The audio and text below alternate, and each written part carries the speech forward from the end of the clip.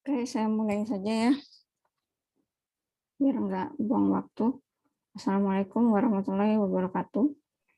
Waalaikumsalam Jadi, Waalaikumsalam warahmatullahi warahmatullahi wabarakatuh. wabarakatuh. jadi Waalaikumsalam materi warahmatullahi wabarakatuh. hari ini masih mengenai tekanan tanah lateral. Jadi kalau sebelumnya itu yang sampai tekanan tanah lateral di bidang miring itu berdasarkan teori Rankine ya. Nah sekarang berdasarkan teori Coulomb. Jadi sebenarnya tidak jauh berbeda ya, cuma masalah di penggambaran diagram saja. Terus kemudian eh, eh, peninjauan dari sudut baik itu sudut gesek antara dinding dengan tanah ataupun kemiringan. Nah dari teori Coulomb ya, teori Coulomb ini dimulai tahun 1776. Itu mempertimbangkan kestabilan tanah ya secara keseluruhan. Jadi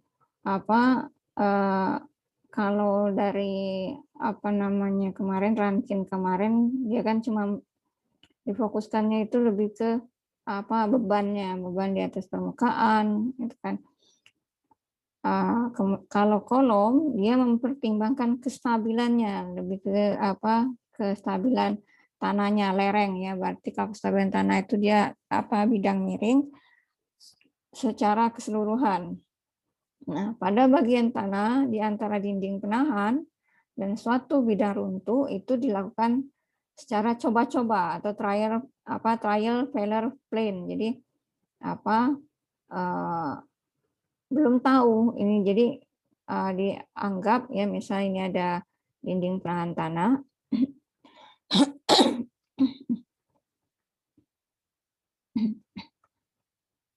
Kemudian ini bidang miring. Nah, karena teori Coulomb ini mempertimbangkan kestabilan tanah untuk tidak bergeser atau tidak longsor ya. Nah, bidang longsornya ini belum tahu di mana. Jadi karena tidak diketahui apakah misalnya mulai dari sini dengan atau ke belakang lagi atau bagian depan saja, makanya dia dilakukan bidang runtuh coba-coba. Coba-coba itu maksudnya trial error. Coba dulu satu, kalau misalnya belum sesuai, maka dia dicoba dengan nilai berikutnya.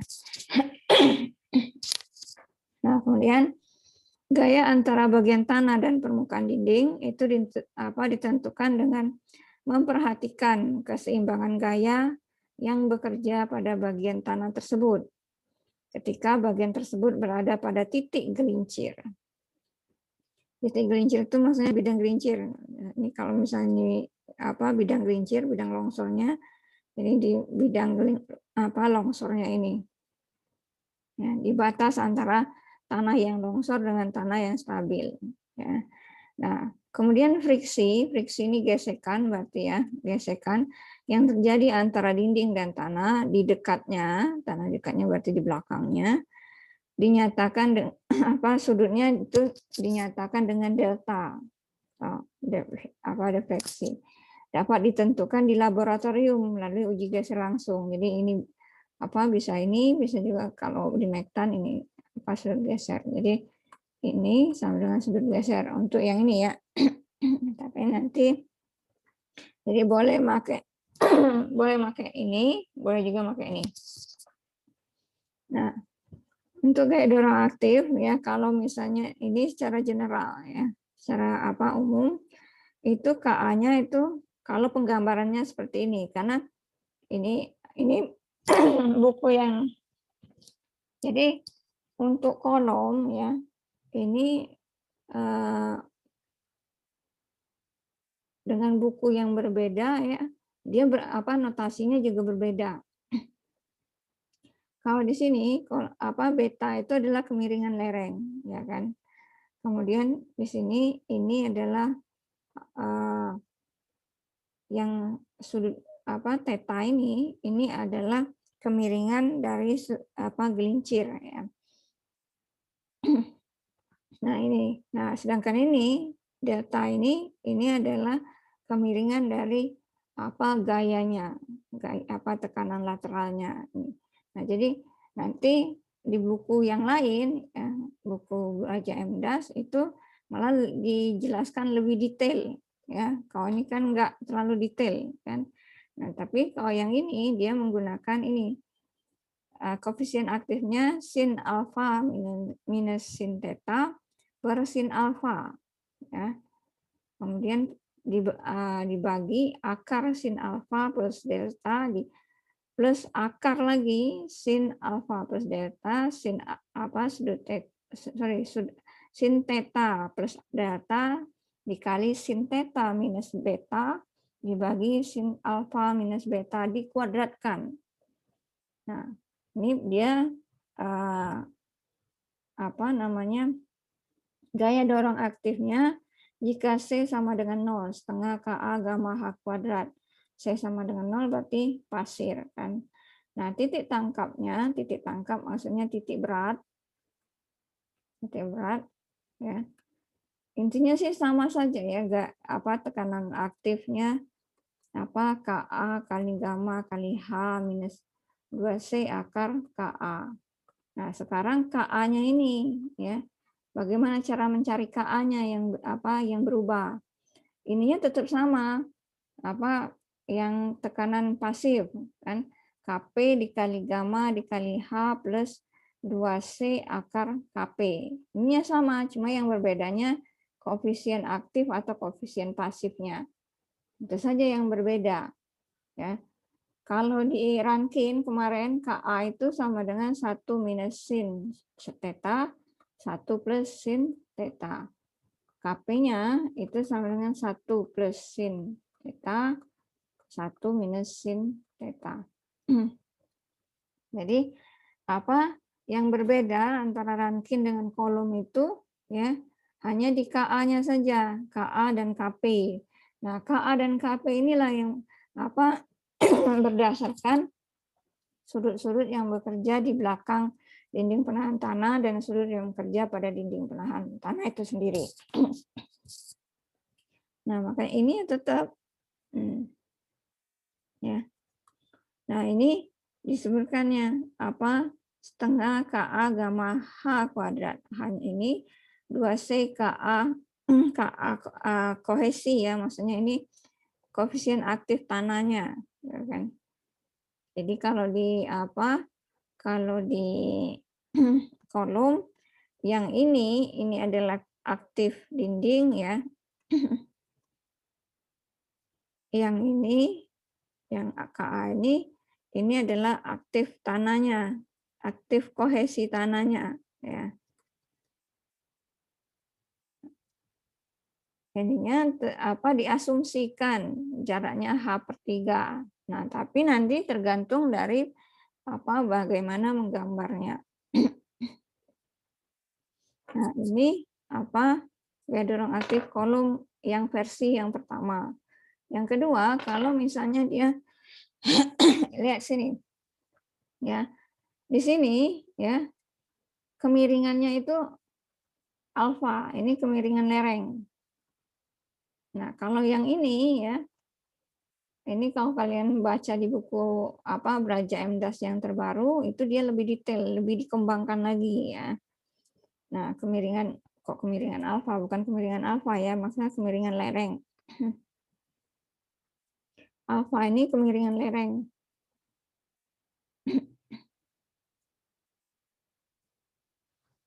Alfa adalah kemiringan lereng, ya. Nah, di sini beta malah. Kalau tadi kan lihat sini. Sini kemiringannya theta, gitu kan. Nah, ini dia adalah beta, ya. Nah, ini dijabarkannya lagi. Ini, ya, ini tekanan aktifnya. Tekanan aktif. Nah, lihat di sini. Ini ada ada dinding penahan tanah. Dinding penahan tanah jenis grafiti. Jadi PA ini kan miring terhadap dinding, kan. PA ini kemiringannya sama dengan ini, ya. kemiringannya harus sama dengan ini. Tapi terhadap dinding dia harus dibikin kemiringannya tegak lurus terhadap dinding, itu adalah delta aksen. Yang ini. Jadi nanti dibikin dulu ini ya. Saya ini yang tanahnya. Dinding penahan tanah. Ini lerengnya. Ya kan? Nah, ini ya, sudut ininya ini kan kayak gini. Ini PA-nya. Nah, kan dia tidak tegak lurus terhadap ini. Jadi dia dibikin dulu garis tegak lurusnya. Nah, ini tegak lurus atau ini tegak lurus. Nah, ini adalah sudut deltanya. Berarti kalau misalnya ada yang kemarin ya. Nah ini kan. Ini contoh yang sebelumnya. Ini kayak ini, ya kan? Ini PA-nya. Ini kan belum tegak lurus. Jadi dibikinlah garis tegak lurus terhadap ini, ya, terhadap dindingnya.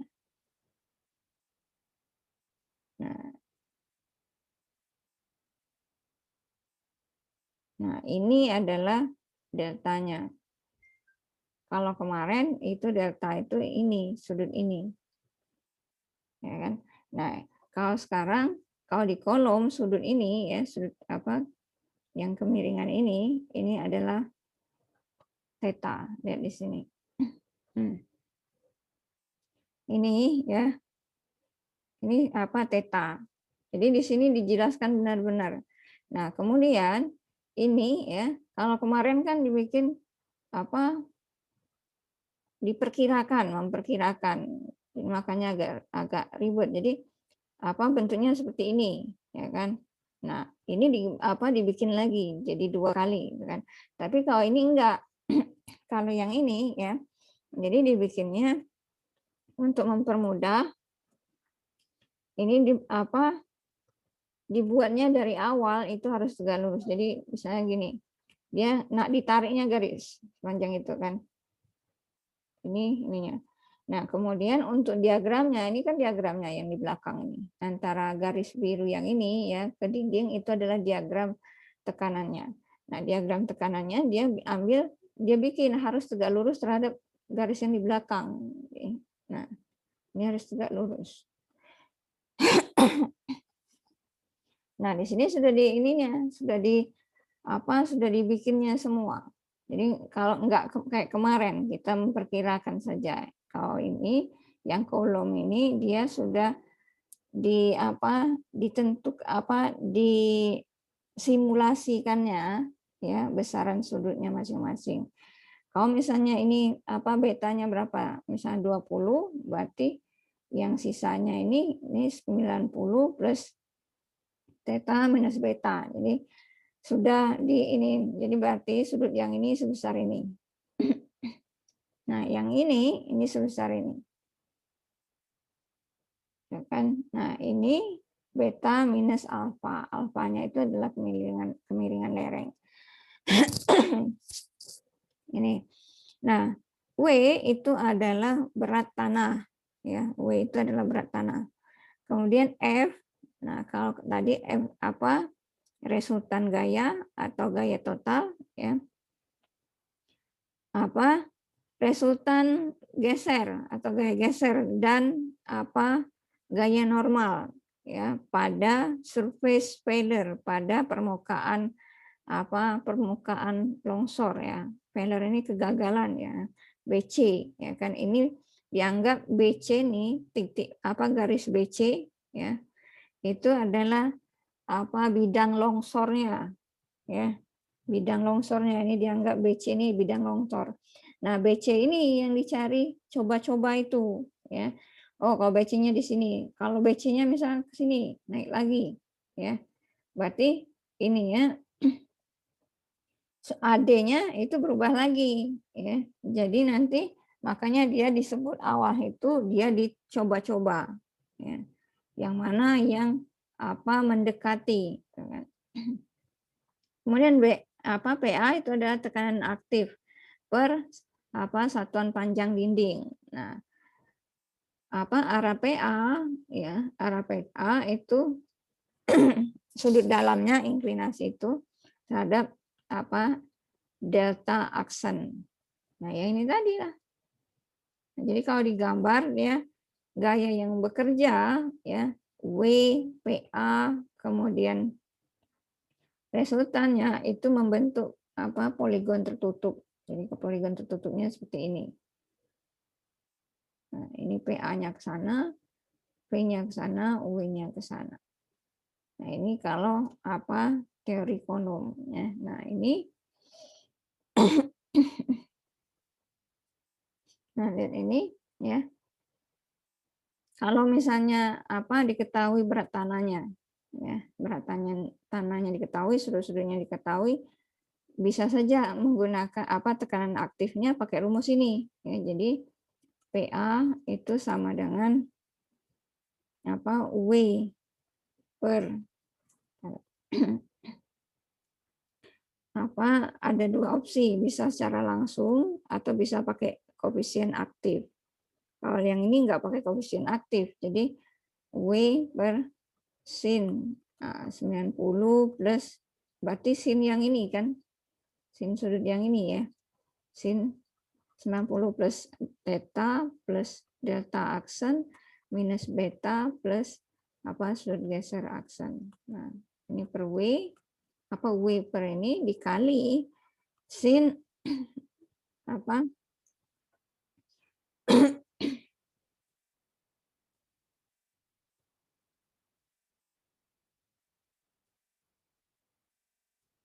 nah dikali sinnya ini, sin beta geser aksen. Nah, ini kalau tanpa ini ya. Terus kalau misalnya gaya dorong berarti luas ini. Gaya dorong sama dengan luas ini, luas poligon itu. Luas poligon gaya. Luas ini ya. Luasnya berapa? Tuh, ini. Tanpa harus, kalau nggak mau pakai KA. Atau kalau pakai KA, ini ya, KA-nya. Nah, agak beda dengan yang tadi. Kalau yang ini kan dia sudut-sudutnya kan beda. Ini sudut geser dikurang theta ya, dibagi cos kuadrat, ini dimasukkan. Nah, nanti kalau sudah dapat tinggal masukkan saja ke sini. Kalau dia kohesi. Atau ininya kalau gaya dorongnya setengah KA kali gamma kali H kuadrat. Itu. Jadi dia kalau enggak kayak yang kemarin ya, yang materi kita yang ini. Nah kan, ini kan dia pakai cos beta karena dia miring. Kalau di kolom dia enggak lagi pakai cos beta karena dia sudah sudah dicari dari KA-nya itu sendiri. Ya. Jadi dia tinggal langsung dimasukkan saja KA setengah KA gamma kali H kuadrat. Jadi enggak pakai cos beta lagi. Ini kalau di kolom. Nah, kemudian gaya dorong pasifnya. Ini gaya dorong pasif sama saja, cuma beda di sininya saja. Ya, tinggal masukkan. Nah, kalau yang ini, kalau penggambarannya yang sama yang tadi ya, ini KP itu. Ya. Terus kalau mau pakai ini boleh saja ya. Diagram ini. Diagramnya. Nah, ini kalau C-nya lebih dari 0, berarti dia kohesif kan. Kalau dia kohesif. Tinggal dilihat di tabel. Nah, itu kalau dia hanya tanahnya saja ya. Jadi kalau ini kolom ini dia mempertimbangkan khusus ya, khusus untuk di lereng. Cuma berbedanya itu di KA dan KP sama ketika gambarnya ini. Jadi ketika gambarnya yang tadi misalnya ya, yang contoh kita sebelumnya, ini kita gambarkan di mana mau kan ini sampai ke ini, kita gambarkan sampai panjang kan. Ini yang bidang gelincirnya kita mau gambarkan misalnya dengan kemiringan 30 derajat misalnya. Jadi kita gambarkan sesuai kemiringan. Jadi coba-coba kita yang menentukan, ya. Nah, ini ya. Loh. Bentar.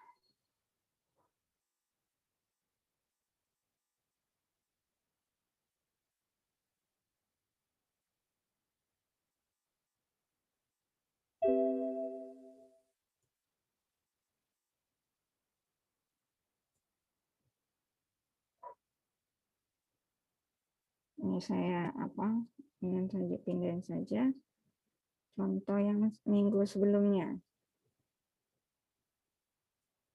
Ini kan.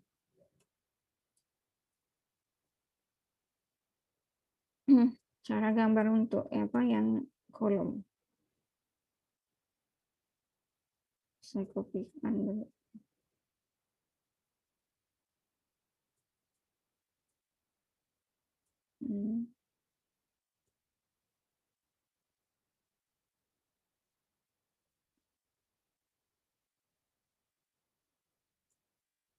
Nah, tadi yang mau saya ambil itu kan gambar ini saja.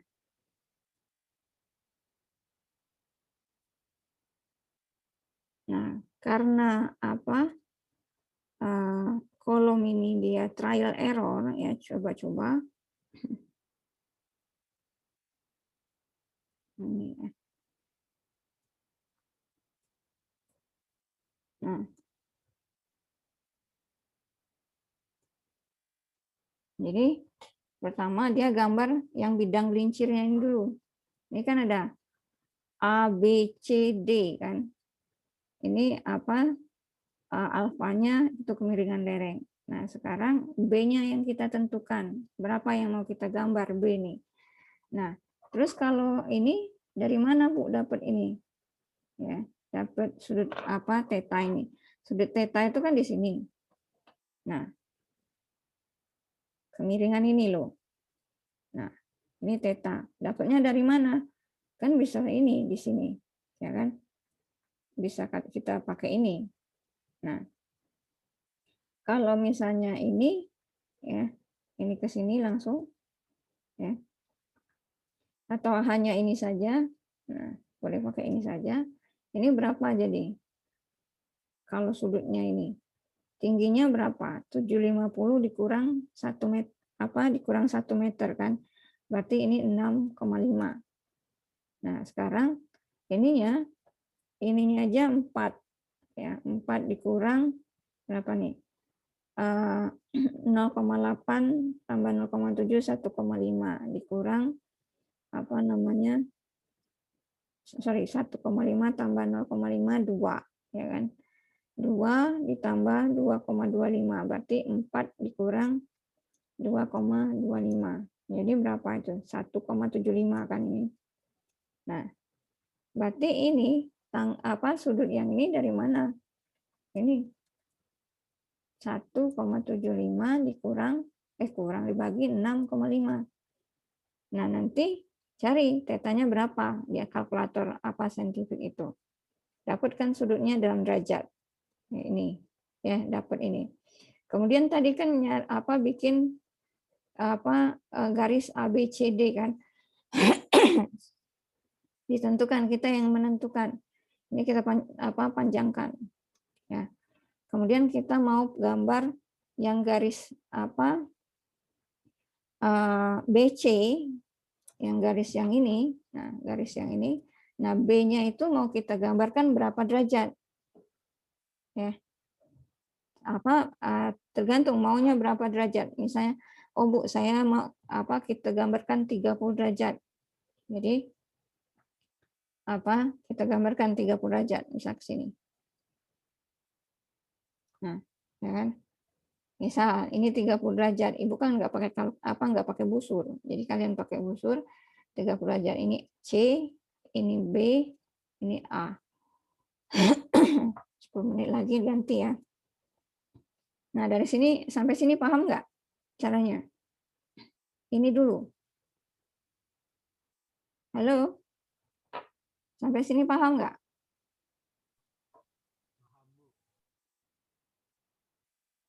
Ini kali ini ada orangnya nggak?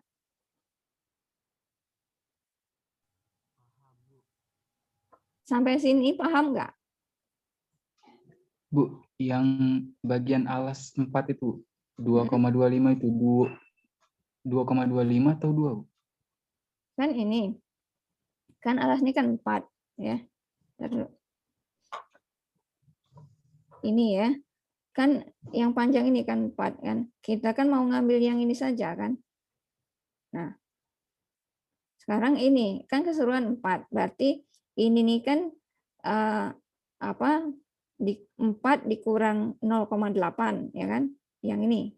Ini kan 0,8 ya kan? Ini 0,8. Ini ke sini 0,7 ya kan? Yang miring ini. Terus sampai ke sini dia 0,5 ya kan? Terus yang sisanya ini 0,25 kan? Berarti 4 ini 0,8 tambah 0,7 ditambah 0,5 ditambah apa 0,25 tambah 1,75, benar nggak? Iya, Bu. Benar, Bu. Nah, berarti ini kan 1,75 ini kan sisanya kan? Iya. Nah, 6,5 ini dapatnya dari mana? Ya ini kan keseluruhannya apa tingginya kan 7,5. Sedangkan ini tebal pondasinya ini adalah 1 meter kan? Tebal tapak 1 meter. 7,5 dikurang 1 jadi 6,5. Jadi kan balik ke trigonometri itu loh. Kalau misalnya di sini sudutnya, kalau ini A, ini B, ini C, berarti tangannya kan kita kan cuma ngelihat sudut-sudut yang diketahui apa besarannya saja. Karena ini sudah tahu 6,5 sama 1,75, otomatis itu yang kita pakai. Nah, ini yang sini 1,75, ini 6,5. Tapi tangan ini itulah untuk mencari sudut ininya. Nah, dapat kan sudut yang ini? Sekarang ini alfanya tadi, ya kan? Kemiringan lereng. Nah, kita tuh mau gambar ini loh. Garis yang biru BC ini. BC. AD-nya kan nanti setelah kita berdapat BC kan. Nah, ini ya.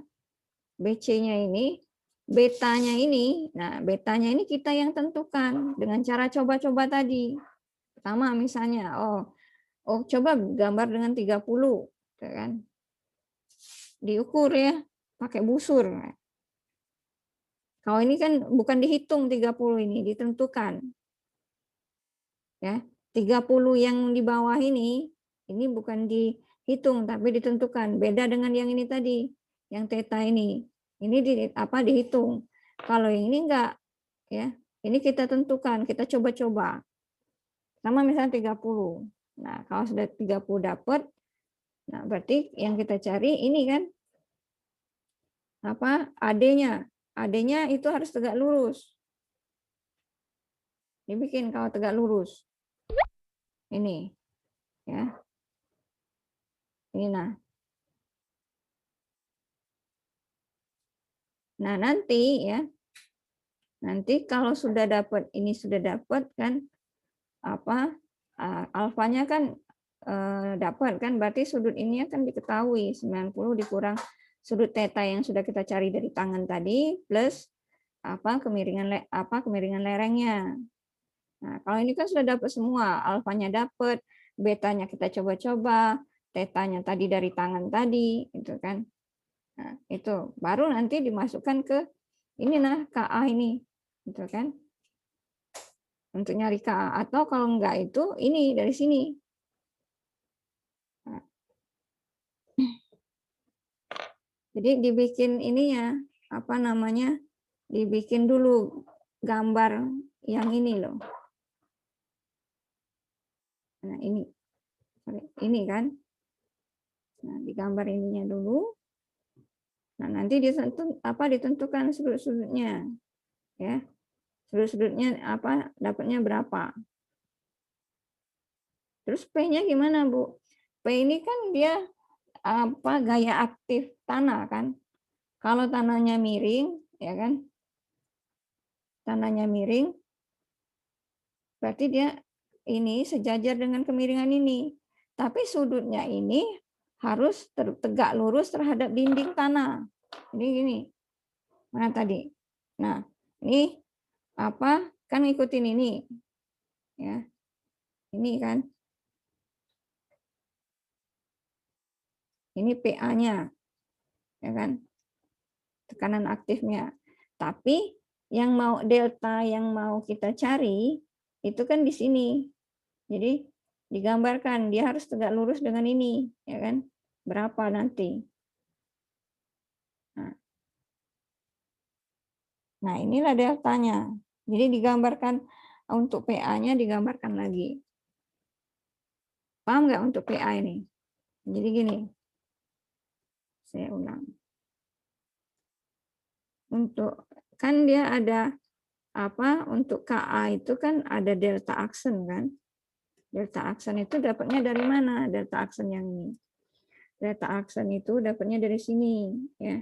Ini kalau misalnya ini PA, kan PA itu tekanan aktif. Tekanan aktif itu kan kalau dia miring berarti ngikutin kemiringan, arahnya ngikutin kemiringan. Nah, sekarang ini ya belum tentu dia tegak lurus terhadap dinding ini, ya. Ini kan misalnya ini bentuknya enggak siku kan? Ini. Jadi otomatis dia harus disikukan. Kalau siku misalnya ini, ya kan? Kecil sekali, enggak apa-apa, kecil. Kan? Nah, ini sudut delta aksennya. Nah, nanti masukkan saja seperti ini. Ini delta aksennya. Nah, kemudian yang ini, ya. Ini adalah sudut geser. Sudut geser dari sudut geser tanah dari laboratorium, ya kan? Nah, atau bisa ini kan sudah dimasukkan semua ini. Nah, kalau nggak mau pakai KA tadi, pakai ini diagram ini, ya kan? Jadi PA-nya itu sama dengan ini, nah, pakai rumus yang ini. Ini rumus mentahnya. Kalau nggak mau pakai KA, atau kalau mau pakai KA, tinggal masukkan saja. Sudut ininya dapat kan tadi, ini dapatnya dari sini. Nah, ini dapatnya dari yang sini. Ya. Kemudian sudut geser ini dari laboratorium. Nah, ini ya, dia nggak pakai beta, tapi ini coba-coba, dicoba berapa kali sampai dia ketemu, ya kan? Ininya juga kan A, B, C, D ini berhubungan, ya kan? Ini untuk aktif. Nah, nanti untuk ininya ya sama saja. KA gamma H minus 2C akar KA itu tetap rumus dasar yang ini. Nah, rumus yang ini tuh, ya, ini adalah rumus dasarnya. Ini kalau C sama dengan 0. Nah. Terus ini kan nggak segitiga banget.